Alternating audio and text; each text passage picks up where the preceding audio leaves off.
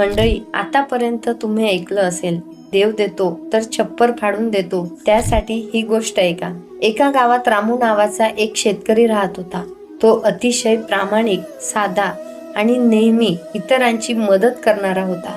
एक संध्याकाळी रामू शेतावरून घरी येत असताना त्याच्या पायात काटा रुतला. तो थांबला आणि म्हणाला, हा काटा इथेच राहिला तर कुणाच्या तरी पायाला परत लागेल. म्हणून त्याने तो काटा जोरात उपटून काढला. काटा निघताच खाली अनेक सोन्यांच्या मोहरा चमकताना दिसल्या. रामू चकित झाला, पण मनात विचार आला की हे धन माझे नाही आणि जर माझ्यासाठी असेल तर देव स्वतः मार्ग दाखवेल.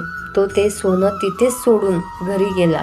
घरी येऊन त्याने सगळी गोष्ट पत्नीला सांगितली. रामूची पत्नीही तितकीच साधी होती. तिने ही गोष्ट चुकून शेजाऱ्याला सांगितली, पण तो शेजारी मात्र फार लोभी आणि चालाक